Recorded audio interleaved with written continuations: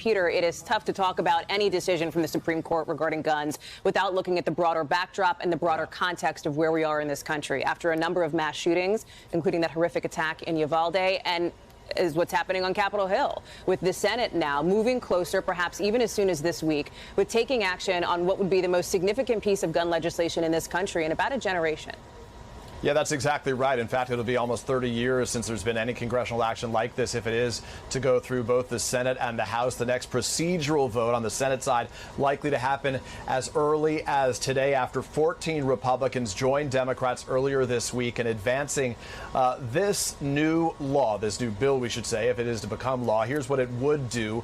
Effectively, it would enhance those background checks on the youngest gun buyers, those between the ages of 18 and 21, giving authorities in those communities about 10 days to do the necessary checks to see if those individuals are safe to purchase arms. Beyond that, it's also going to direct millions of dollars to many of these states to implement what they call red flag laws, where they would have the ability to confiscate guns from those individuals who are deemed dangerous. This is not a sweeping law. Some states will choose to use the money for other things like other anti-gun violence efforts in their communities. Nonetheless, it does have the potential to make a difference in many communities. And beyond that, it's going to close what's called the boyfriend loophole. And this is significant. This has been an issue where about 70 intimate partners are killed each month by a romantic partner in this country right now. And what it would do is it would add those dating partners to the federal law of individuals who are banned from purchasing guns if they have been convicted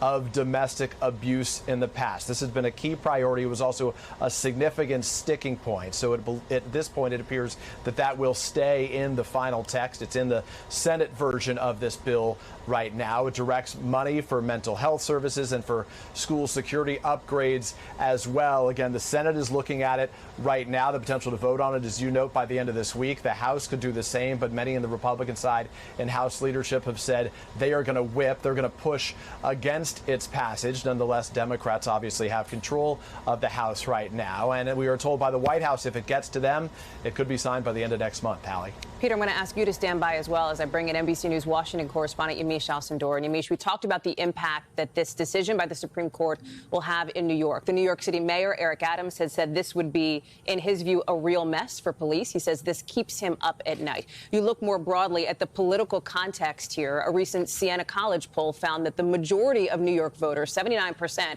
wanted the Supreme Court to uphold this law. That obviously did not happen. Talk about the implications down the road here.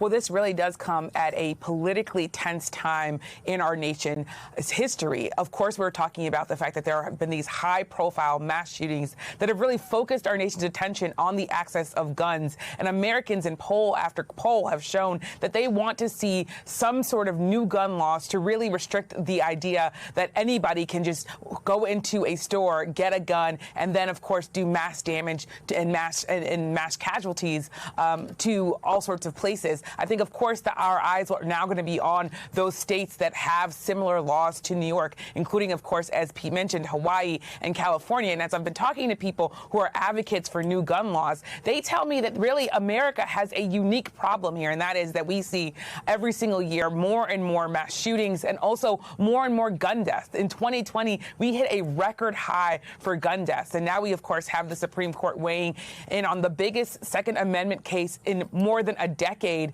It really does show that, of course, the Supreme Court is taking a stand on this issue, but also that Americans might be now even more out of step with the justice's decision in this case. I should also note that, of course, this is coming as lawmakers, as Peter said, lawmakers are debating whether or not they can finally go through and have a bipartisan deal on guns. We have not seen that, of course, with so many other mass shootings. But after Uvalde, when we saw so many people killed, so many elementary school students killed, even Republicans came out saying that they wanted to change the way that people access guns in this country. So this ruling, of course, now changes that conversation. It will be interesting to see what sort of impact that has, of course, on these negotiations. Thanks for watching our YouTube channel. Follow today's top stories and breaking news by downloading the NBC News app.